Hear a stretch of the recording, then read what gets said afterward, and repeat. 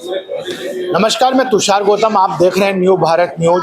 आज मैं राजस्थान की राजधानी जयपुर का सबसे बड़ा अस्पताल और मेडिकल कॉलेज स्वामी मान सिंह अस्पताल के यहाँ पर हूँ और ओपीडी के बाहर हूँ। धन्वंतरी ओपीडी के नाम से इसको जाना जाता है।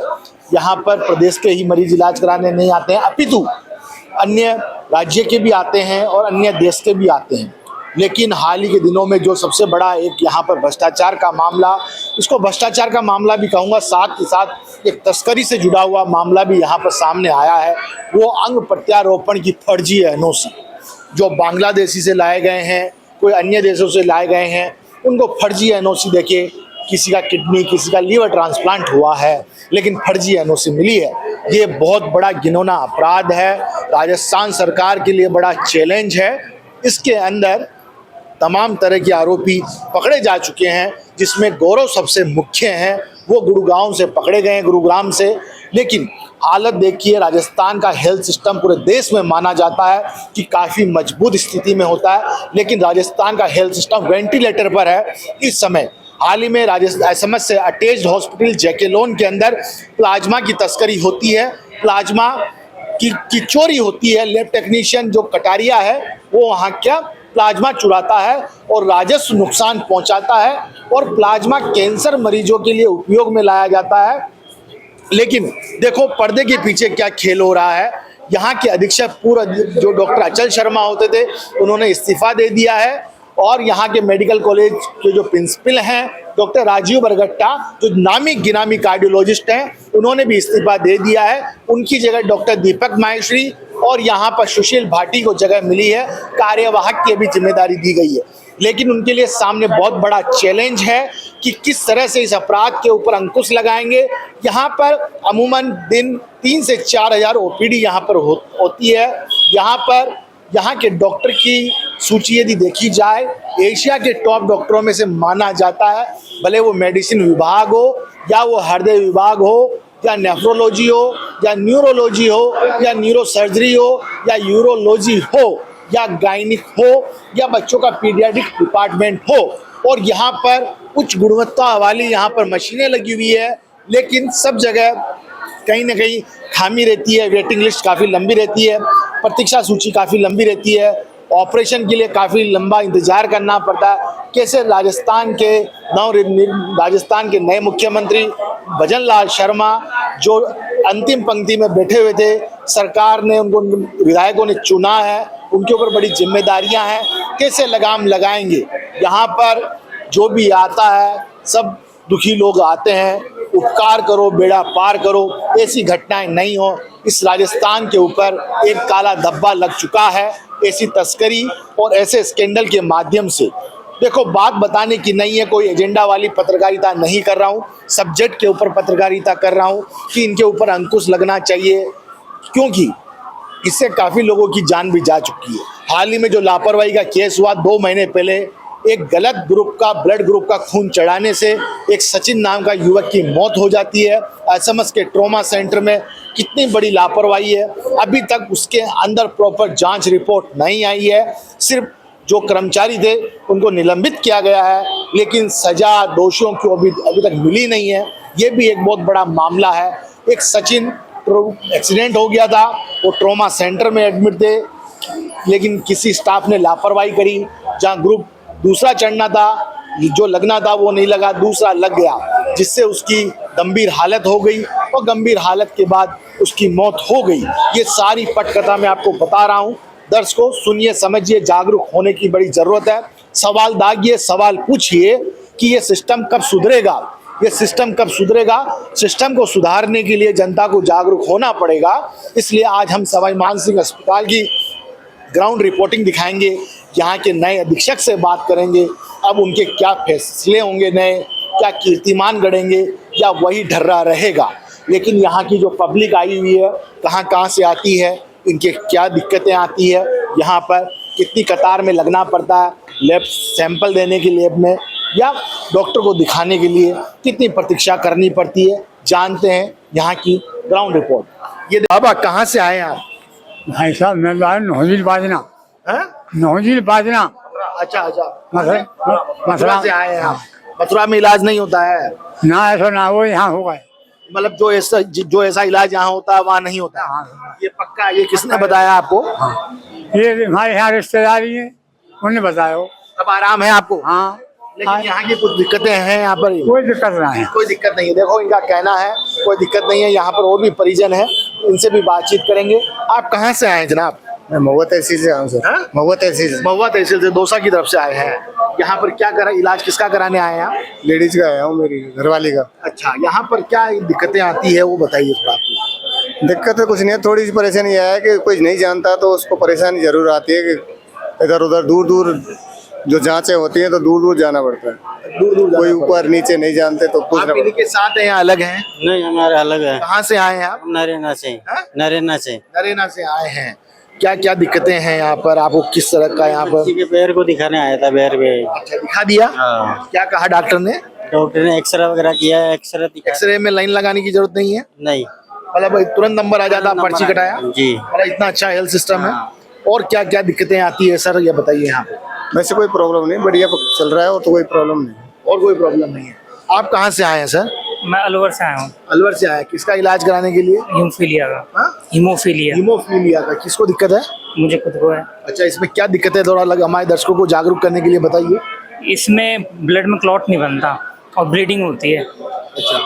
अच्छा, अब ठीक है आपके? नहीं, अब ये इसका कोई इलाज नहीं है, बस हमको इंजेक्शन लगते हैं फैक्टर के। वो फैक्टर 9 लगता है, तो उसके अंदर क्या है कि वो यहाँ पे थोड़ी सी प्रॉब्लम है। प्रॉब्लम ये है कि उसमें हमको बार बार इधर आना पड़ता है हर 20 दिन में, और उसका कोई भी सीधी प्रक्रिया नहीं है, बड़ी घुमा फिरा के बड़ी इस तरीके की प्रक्रिया है वो। अच्छा, लंबी प्रक्रिया है, उसको जटिल बना रखा है। बहुत ज़्यादा जटिल बना रहा है। इंजेक्शन मिल जाता है आसानी से? इंजेक्शन तो मिल जाता है, और इंजेक्शन में भी ये है कि वो आते हैं बाहर से और वो है महंगे इंजेक्शन, तो उनमें भी उनकी क्वांटिटी मंगाते हैं कम।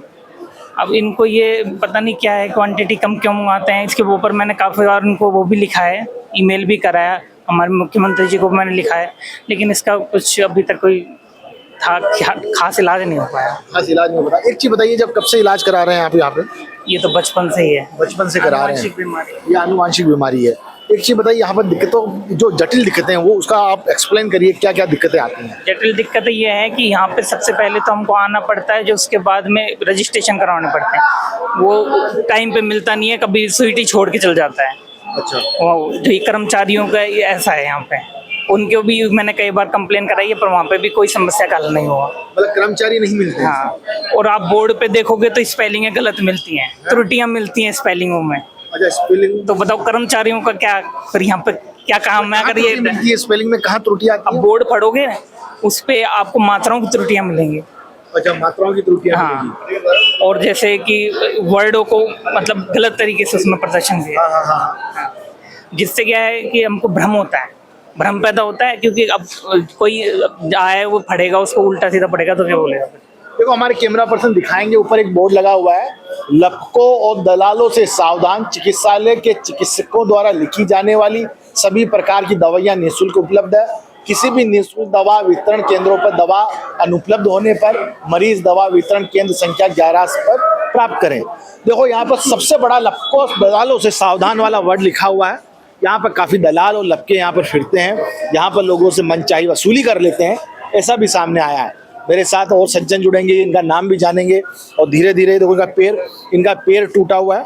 हम आप कहाँ से आए सर? मैं जयपुर से हूँ, संदीप कुमार नाम है। अच्छा, संदीप जी, अब ये बताइए संदीप जी, आप खुद भी पत्रकार हैं, ठीक है संदीप जी, आप समझ में क्या क्या समस्या है? समस्या है यहाँ पे एक्चुअली क्या है कि सबसे बड़ा जो आप मुद्दा उठा रहे हो लपकों का, दलालों का, ये बहुत गहरी समस्या है यहाँ पे। आपने पिछले दिनों सुना होगा ऑर्गन प्लांट, जो ऑर्गन्स हैं वो बेचाने का मामला सामने आया।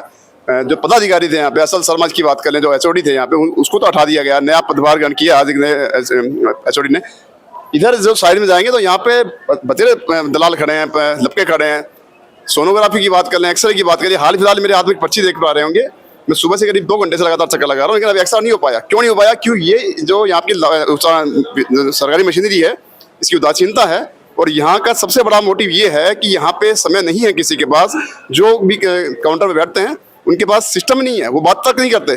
तो अमूमन पब्लिक है यहाँ से निकल के बाहर जाती है, लपकों के चक्कर में आती है। तो सबसे बड़ी समस्या है लपकों की, जो आप उठा रहे हो, बहुत अच्छा मुद्दा उठा रहे हो, और मैं आपको धन्यवाद देता हूँ, आपके चैनल को धन्यवाद देता हूँ कि ऐसे मुद्दे समझ में उठाते रहें। जी। मैं एक और बात जानना चाहूंगा आपसे कि और यहाँ पर क्या क्या दिक्कतें आती है, अमूमन जटिल समस्याएं क्या क्या है? जटिल समस्या सबसे बड़ी यहाँ पे कोई मॉनिटरिंग नहीं है। मॉनिटरिंग का मतलब ये है कि अगर कोई बाहर से कोई बंदा आता है, मरीज आता है, तो उसके परिजन 2 घंटे 3 घंटे तो ऐसे घूमते रहते हैं कि उनको पता नहीं कौन से रूम में कहाँ जाना, क्योंकि यहाँ पे व्यवस्था ठीक है, इनकी तरफ से व्यवस्था सही है, लेकिन कोई मॉनिटरिंग करने वाला नहीं है, बताने वाला नहीं है। जैसे हाल फिलहाल 9 नंबर में पर्ची कटाओ, वहाँ पे एंट्री कराओ, वहाँ पे बिल कटवाओ, वहाँ पे ये अब कम से कम 1 किलोमीटर वैसे घूम देता है, तो वो आधा मर जाता है, वैसे ही मर जाता है। तो ये भी कहीं ना कहीं बहुत जटिल समस्या है यहाँ की। और मैं ये भी कहना चाहूँगा कि जितने भी तमाम जो सरकार है, बीजेपी सरकार की बात करें, भजनलाल जी बन चुके हैं मुख्यमंत्री, डबल इंजन की सरकार है, तो उनसे सबसे बड़ा लेकिन डबल इंजन की बात करूंगा, यहाँ पर एक इंजन ही सामने आ रहा है, हर पोस्टर पर एक इंजन है, नरेंद्र मोदी। देखिए नरेंद्र मोदी है, वो आप भी समझते हैं, हम भी मीडिया से हैं, तो कहीं ना कहीं भजनलाल जी सरकार जो है वो कहीं ना कहीं काम कर रही है, सख्ती भी कर रही है। क्योंकि जैसे कि पेपर लीक के मामले में बात कर लें स्वास्थ्य सेवाओं की, तो यहाँ पर भी कहीं ना कहीं सख्ती है, मॉनिटरिंग अच्छी की जा रही है। अच्छा, मॉनिटरिंग अच्छी की जा रही है। अब मैं आ चुका हूँ, एक्सरे विभाग है यहाँ पर कितनी लंबी कतार लगी हुई आप देख रहे होंगे। पर डे यहाँ पर कम से कम 1000 एक्सरे होते हैं। सबसे पहले यहाँ पर स्लिप कटा के बाद यहाँ पर एंट्री करवानी होती है। और देखिए यहाँ पर महिला पुरुष काफी लंबी कतार लगी रहती है, और काम करने वाला सिर्फ एक व्यक्ति है। और ये इन्होंने गेट बंद कर रखा है, ना यहाँ कंप्यूटर ऑपरेटर है ना कोई है, सिर्फ एक स्टाफ के ऊपर हवाले है ये। यहाँ पर एक व्यक्ति को सारा काम देखना पड़ता है, एंट्री भी करनी पड़ती है, जांच पड़ताल भी करनी पड़ती है। ये है एसएमएस के हालात। यहाँ पर कम से कम 2 से 3 कर्मचारी की आवश्यकता है और एक कंप्यूटर ऑपरेटर की आवश्यकता है, लेकिन लिखा पड़ी होती है। और हम इनसे भी बातचीत करेंगे। आप कितने बजे आए थे? ये कुछ सुबह 9 बजे आए थे भाई साहब, नंबर आया अभी 1 बजे।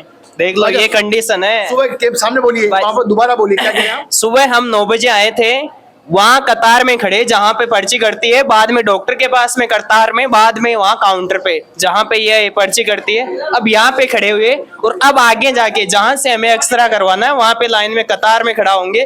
फिर 2 घंटे बाद में हमें रिपोर्ट मिलेगी, फिर हॉस्पिटल बंद हो जाएगा। और मैं नागौर से हूँ तो मेरे को कल वापस आना होगा 190 किलोमीटर से।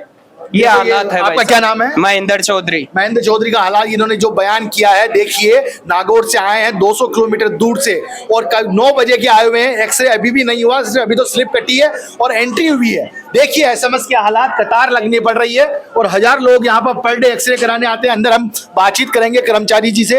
आपका क्या नाम है भाई साहब? कमल पांचाल। ये कितने एक्सरे होते हैं डेली के? 850 के आसपास। 1000 के लगभग मान लें। कभी कभी जैसे मंडे को इनको रश रहता है तो 1000 के आसपास पहुंच जाते हैं। अच्छा, तो यहाँ पे कितने कर्मचारियों की आवश्यकता है? सर कर्मचारी तो देख लो, आपके सामने भीड़ है वगैरह है। पहले तो यहाँ पे सिस्टम हुआ करता था कंप्यूटर, लेकिन कोई सॉफ्टवेयर इंस्टॉल हुए थे तो वो सॉफ्टवेयर सब जगह इंस्टॉल कर दिया गया, लेकिन मेरे यहाँ इंस्टॉल नहीं हुआ। उसके लिए अधिकारी को भी नोटिस जा चुका है, एक बार पहले भी रिपोर्टिंग हो चुकी है इस चीज़ की, तब शीशे वगैरह टूट गए थे और हमारे इंचार्ज ने भी बोला हुआ है। यहाँ पर ऐसी नौबत भी आ जाती है धक्का मुक्की की? सर भयंकर आते, भीड़ है, पब्लिक है, देखो इनके सामने अकेले बंदे हैं। यहाँ पे शायद 2 साल से तो मैनुअली काम हो रहा है। इससे पहले तो ये देखो रजिस्टर में एंट्री करनी पड़ती है, ना कंप्यूटर है, और एक तरफ कहते हैं डिजिटल इंडिया की बात कर रहे हैं और एसएमएस इतना हाईटेक हॉस्पिटल है। देखिए हालात आप देख रहे होंगे यहाँ पर। एसएमएस के हालात और बताएंगे हम आपको। आपके हाँ जी, आप ये कुछ कहना चाह रहे हैं? हाँ जी, कैमरा घुमाइए इधर। सारी सरकारी व्यवस्थाएं खराब है। सुबह हम 8 बजे के आए हुए हैं और लेकिन हमारा कार्य कंप्लीट नहीं हुआ है, एक्सरे अभी तक नहीं हुआ है। इसमें सरकारी व्यवस्थाओं को देखा जाए और तुरंत रूप से इसके कार्रवाई करी जाए। ये सरकारी कार्य में इतने ज्यादा अवरुद्ध है कि कोई भी कर्मचारी ना तो टाइम पर कार्य कर रहा है, और कतार आप देख सकते हो यहाँ से वहां तक कितनी कतारें लंबी लगी हुई है। ये देश की अव्यवस्थाएं, इसको सरकार सुधारे। ये युवा बोल रहा है देश का। युवा बोल रहा है। आप कहाँ से आए हैं? हम अलवर राजस्थान से आए हैं। हम 150 किलोमीटर दूर से आए, सुबह से बैठे हैं, अभी तक एक्सरे नहीं कंप्लीट हुआ है। ये सरकारी जो कार्य हो रहा है इसको तुरंत प्रभाव से सुधारा जाए। ये सारी जो अव्यवस्थाएं फैली पड़ी है, ये हमारे जो युवा शक्ति है, हमारे ये जो बीमार मरीज पड़े हुए हैं, अब देखिए आप इनको सभी को देखिए, सुबह से लगे हुए हैं हम, अभी तक कार्य पूरा कंप्लीट नहीं हुआ है। देखो अलवर से आए हैं, इतनी दूर से आए हैं, 150 किलोमीटर दूर से, और यहाँ के हालात ऐसे बद इंतजाम है। ये आप भी कुछ कहना चाहेंगे? ये कुछ कहना चाह रहे हैं? मैं 63 एज का हूँ। 63 साल की। हाँ, और सुबह 9 बजे लाइन में लगा था। अब एक्सरे की डॉक्टर साहब ने पर्ची बनाई, अब पर्ची के लिए पर्ची कटाई। मैं एकदम सीरियस, मेरे पैर चला नहीं जाता। अब ये एक्सरे की पर्ची दी है, अब जाके वहाँ एक्सरे खींचेंगे। देखिए ये एक्सरे विभाग के यहाँ हालात हैं कि यहाँ पर समय पे एक्सरे नहीं होता है। सुबह 8 बजे के लोग बाग आए हुए हैं, परिजन लोग आए हुए हैं, लेकिन यहाँ पर उनका यहाँ पर कोई सूद लेने वाला नहीं है और 1000 एक्सरे डेली होते हैं और एक व्यक्ति यहाँ पर काम करता है। कोई अलवर से आ रहा है, कोई जोधपुर से, कोई उदयपुर से, कोई चूरू से आ रहा है, कोई झुंझुनू से आ रहा है और सुबह के आते हैं यहाँ पर, थके हारे आते हैं, बीमार परिजन है। इनकी हालात आप देख लीजिए कितने बद इंतजाम है। अगली कड़ी में हम आपको और रोचक चीजें दिखाएंगे। आप कहाँ से आए हैं? सर मैं मथुरा उत्तर प्रदेश से आया हूँ। आपका क्या नाम है? सर मेरा नाम हिमांशु चतुर्वेदी। किसका इलाज कराने आए हैं? सर मेरी ताई जी हैं उनका। अच्छा, मथुरा से यहाँ क्यों आना पड़ा? क्योंकि यूपी भी अब मेडिकल हब बनने लगा है। सर मेडिकल हब बनने लगा है, लेकिन सर वहाँ पे अभी जिस जगह से पर्टिकुलरली मैं आता हूँ वहाँ पे अभी सुविधाएं डेवलप होने में थोड़ा समय लग सकता है। और सर जैसा हमारा जिला अस्पताल है वहाँ इतनी सुविधाएं या डॉक्टरों की उतनी क्वालिटी जो वो कहते हैं वो उस हिसाब से केसेस को नहीं हैंडल कर पाते हैं। और प्राइवेट अस्पताल भी सर फैसिलिटीज़ के मामले में अभी नहीं है वहाँ पे। आप दिल्ली भी जा सकते थे, मुंबई भी जा सकते थे, गुरुग्राम भी जा सकते थे, चंडीगढ़ भी जा सकते थे, लेकिन आपने राजस्थान को, जयपुर की क्यों चुना, सवाई मानसिंह अस्पताल को? सर आमतौर पर जो भी पेशेंट होते हैं वो गुड़गांव या नोएडा के लिए जाते हैं, लेकिन सर वो प्राइवेट हॉस्पिटल्स हैं वहाँ पे भी। सर पर्टिकुलरली हमारा केस था वो सर स्पाइन और हड्डियों से संबंधित था, जिसके बारे में सर हमें बताया गया था कि यहाँ पे सवाई मानसिंह में यहाँ पर अच्छा इलाज हड्डियों को लेकर मिल जाता है। हमारे फैमिली से पहले भी कुछ लगभग 15 साल पहले एक और केस था, वो भी यहाँ से अच्छा हुआ था। तो हमारा सर हिस्ट्री रही है कि हमने यहाँ पे आके हमको फ़ायदा हुआ था इलाज करवा के, तो इसी कारण हमने दोबारा यहाँ पे इस तरफ रुक किया था। सर कैसा रिव्यू देंगे सवाई मानसिंह अस्पताल SMS को आप? सर राजस्थानियों के लिए सर, क्योंकि मेरा ये पहला ऐसा इतना लंबा दौर किसी भी सरकारी अस्पताल से मेरा पाला पहली बार पड़ा था, तो सर यहाँ पे मैंने जो देखा सर सुविधाएं काफ़ी ज़्यादा हैं। हर प्रकार की जांच, चाहे वो एक्सरे हो, MRI हो, CT स्कैन हो, हर तरह की सर सुविधा यहाँ पे मिलती है। और मुझे लगता है सर फैसिलिटीज़ जो डॉक्टर्स की है वो भी वर्ल्ड क्लास ही है। तो सर पहली बात तो ये, क्योंकि सारी तरीके की आपको जाँचें मिल जाती हैं और हर तरीके का डॉक्टर्स का सपोर्ट मिलता है। कुछ एक बातें हैं सर, जैसे कि घूमना बहुत ज़्यादा पड़ता है या प्रांगण में थोड़ी साफ़ सफाई की थोड़ी कमी है, क्योंकि पेशेंट्स को लेके वो होता है। हालांकि सर मैं ये समझता हूँ क्योंकि फुटफॉल बहुत ज़्यादा है तो मैनेज करने के लिए भी व्यवस्था करने के लिए भी समस्या रहती है, लेकिन सर फिर भी ओवरऑल एक्सपीरियंस बाकी राज्यों के हिसाब से या शहरों के हिसाब से ज़्यादा या कम है, अच्छा है सर। बहुत अच्छा लगा। जी सर, सुविधाएं हैं यहाँ सर। हाँ वर्ल्ड क्लास तो सर स्टेट वाइज तो है वाला। जो 21 मंजिला की जो इमारत बन रही है, ये वाला देखिए आप सामने कैमरा पर्सन दिखा रहे हैं हमारे, और ये 21 मंजिला का हॉस्पिटल बन रहा है। यहाँ पर एयर एम्बुलेंस भी उतरेगी सर। कॉलेज में इसका मॉडल भी लगा है। राजस्थान का क्या एशिया का माना हुआ हॉस्पिटल बनेगा ये? जी सर, कॉलेज में इसका शायद मॉडल भी लगा हुआ है सामने। अच्छा जी, बहुत अच्छा लगा मतलब आपका रिव्यू। जी सर, हाँ सर मेरा रिव्यू अच्छा था। अस्पताल में अगर किसी कोई भी, जैसे कि सर यहाँ पे भारत जिस प्रकार से अस्पताल की और मेडिकल की सुविधाओं का अभाव है, उस दौर से अगर देखा जाए तो सर सवाई मानसिंह एक बहुत अच्छा प्रयास है और ऐसे प्रयास और शहरों में और राज्यों में करने चाहिए ताकि आम जनता को फ़ायदा रहे। आज 8 मई है और SMS अस्पताल में ही हैं हम अभी, और ये डॉक्टर अचल शर्मा की अभी मेडिकल सुप्रिटेंडेंट की लगी हुई है प्लेट, लेकिन मेडिकल सुप्रिटेंडेंट चेंज हो चुके हैं, अधीक्षक चेंज हो चुके हैं। इस जगह डॉक्टर सुशील भाटी आ चुके हैं। कल ही उनको जिम्मेदारी मिल चुकी थी, लेकिन अभी जो पूर्व अधीक्षक हैं अचल शर्मा की नेम प्लेट लगी हुई है यहाँ पर। ये कितनी बड़ी लापरवाही है या गैर जिम्मेदारा ना काम किसके पास सौंपा गया है, ये देखने लायक है। लेकिन इनके ऊपर जिम्मेदारी बढ़ी है, नए अधीक्षक हैं। सो डॉक्टर सुशील भाटी जो एनेस्थीसिया डिपार्टमेंट से आते हैं, यहाँ पर इस जो 1 महीने के अंदर जो कारगुजारी सामने आई है कि किस तरह से ऑर्गन ट्रांसप्लांट की फर्जी NOC दी गई है, शायद उसके ऊपर लगाम लगा पाएंगे कि नहीं लगा पाएंगे, ये आगामी दिनों में उनकी कार्यशैली के ऊपर देखना लाजमी होगा। हम दिखाएंगे कि उन्होंने कितना काम किया नहीं किया, उसके ऊपर हमारा फोकस रहेगा। लेकिन अभी वो मीटिंग में गए हुए हैं मेडिकल कॉलेज के, लेकिन अभी यहाँ पर उनके ऑफिस के अंदर, चैम्बर के अंदर वो उपस्थित नहीं है। नई जिम्मेदारी मिली है, अभी का समय ज़्यादा हुआ नहीं है, लेकिन नेम प्लेट वही है पूर्व अधीक्षक की। फोकस करेंगे यहाँ पर। अभी भी डॉक्टर अचल शर्मा की ही नेम प्लेट लगी हुई है और 24 घंटे से ऊपर हो चुका है नए अधीक्षक बने हुए। आगे भी हम SMS की रिपोर्टिंग दिखाते रहेंगे किस तरह से यहाँ पर स्कैंडल हुआ, उस स्कैंडल में कौन कौन शामिल है, किन किन के इस्तीफे हो गए, कौन कौन दोषी हैं, उनके ऊपर जल्द से जल्द कार्रवाई होगी। आप देखते रहिएगा न्यू भारत न्यूज़, सहयोगी अमित शर्मा के साथ मैं तुषार गौतम, न्यू भारत न्यूज़ जयपुर।